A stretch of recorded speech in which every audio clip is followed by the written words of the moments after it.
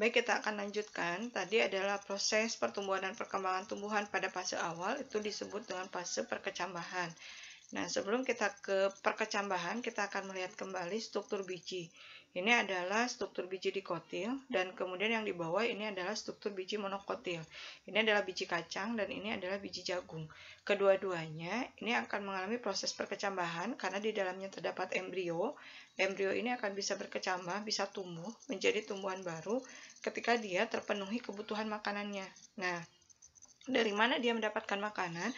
Ternyata di dalam biji itu ada bagian yang disebut dengan kotiledon, atau di sini ada yang disebut dengan bagian endosperm.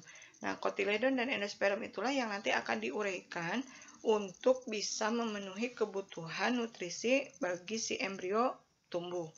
Nah, di sini kita akan lihat pengertiannya.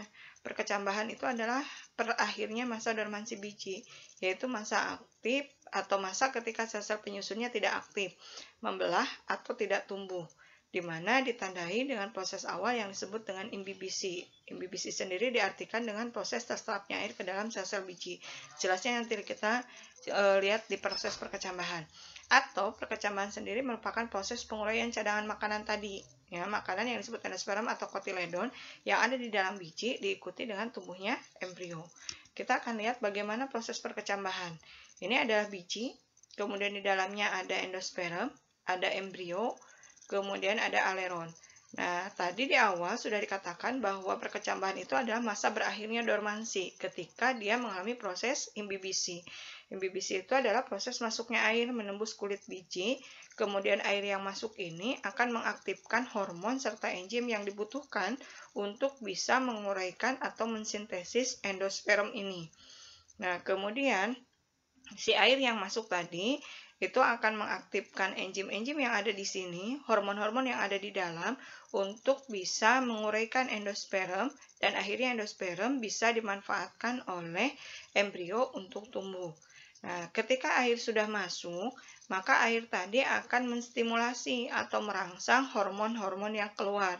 Hormon pertama yang akan keluar adalah hormon pertumbuhan atau growth hormone. Kemudian growth hormone yang sudah keluar itu akan merangsang bagian aleron daripada biji untuk bisa menghasilkan enzim alpha amilase. Kenapa harus dihasilkan enzim? Karena tadi endospermnya belum bisa digunakan, kita harus uraikan. Nah, untuk menguraikan di sini memerlukan enzim. Maka enzimnya itu diproduksi oleh aleron ketika aleron ini mendapat respon, mendapatkan rangsangan dari hormon pertumbuhan. Nah, kalau si aleronnya sudah diaktifkan oleh si hormon pertumbuhan tadi dan enzimnya sudah keluar, maka endosperm ini akan diuraikan, kemudian akan bisa dimanfaatkan oleh embrio. Jadi embrionya akan tumbuh.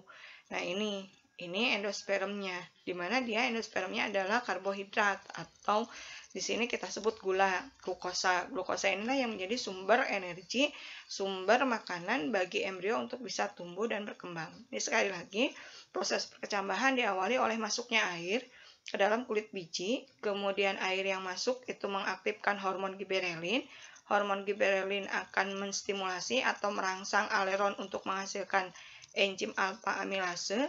Kemudian enzim alpha amilase akan menguraikan endosperm menjadi glukosa, dan glukosanya akan dipergunakan atau dimanfaatkan oleh embrio untuk bisa tumbuh. Itu yang disebut dengan proses perkecambahan. Nah, tipe-tipe perkecambahan sendiri di sini ada dua. Yang pertama adalah tipe hipogeal. Di sini hipogeal itu artinya ketika kita tanam biji di dalam tanah, kemudian dia akan keluar akar, kemudian bagian plumulanya tumbuh keluar.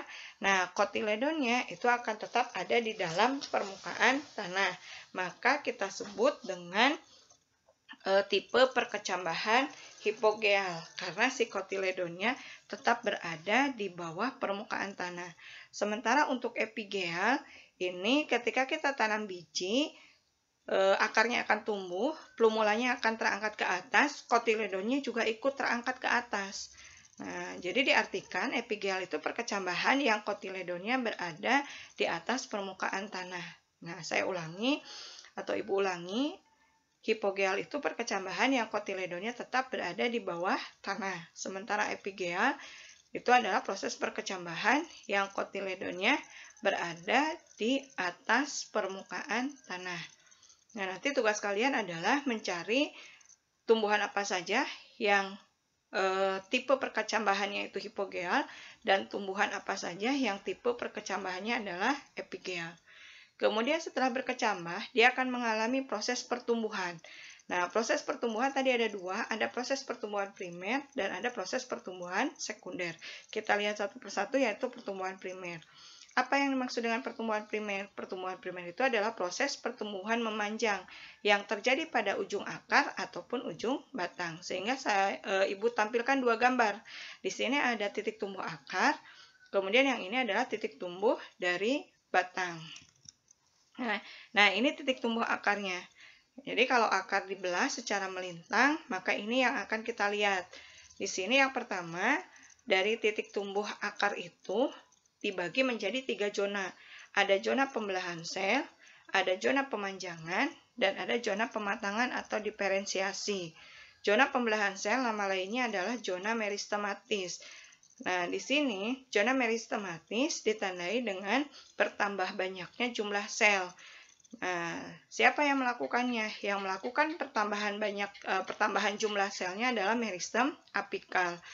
Kemudian meristem apikal ini dilindungi oleh suatu bagian yang disebut dengan tudung akar atau nama lainnya adalah kaliptra. Di mana fungsi dari tudung akar itu akan melindungi ujung akar ini untuk tetap kokoh walaupun dia nanti harus menembus bagian tanah atau batuan yang keras.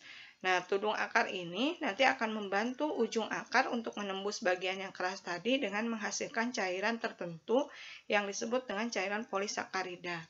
Kemudian tadi di sini meristem apikal akan mengalami proses pembelahan yang sangat banyak sehingga dihasilkan jumlah sel yang lebih banyak. Maka disebut dengan zona pembelahan sel atau zona meristematis.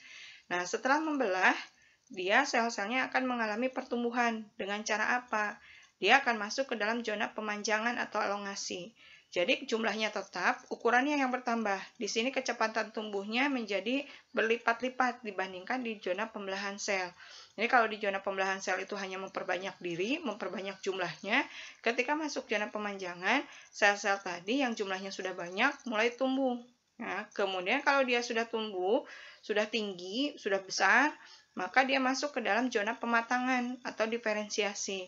Nah, di mana dalam zona diferensiasi nanti akan terdapat 3 jaringan. Nah, jadi di sini di zona pematangan atau diferensiasi itu akan terbentuk 3 jaringan. Yang pertama disebut dengan jaringan dermal, di mana nanti jaringan dermal ini akan menghasilkan jaringan yang disebut dengan protoderm. Kemudian protodermnya akan berkembang berdiferensiasi membentuk epidermis. Kemudian jaringan yang kedua yang terbentuk di zona pematangan itu adalah jaringan dasar.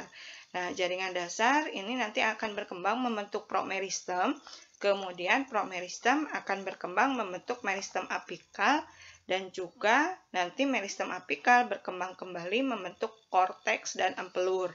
Nah, yang ketiga di sini terjadi pembentukan jaringan vaskuler.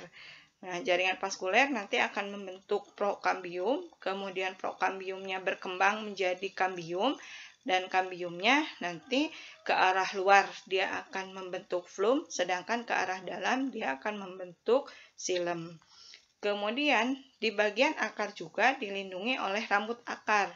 Nah, rambut-rambut akar ini berfungsi sebagai alat bantu untuk menyerap nutrisi ataupun air sehingga menjadi maksimal. Nah, yang kedua adalah titik tumbuh primer pada daun. Ini terjadi 2, ada yang disebut dengan tunas terminal, kemudian ada yang disebut tunas aksilar atau lateral. Di mana di sini tunas terminal atau meristem apikal ini akan menyebabkan si batang tumbuh menjadi lebih tinggi. Sementara aktivitas dari meristem lateral atau meristem samping di sini ini akan menghasilkan kambium gabus atau xilem dan plum. Kemudian aksilar juga di sini akan membentuk bunga ataupun cabang. Jadi kalau yang di atas meristem apikal ini menyebabkan batangnya menjadi bertambah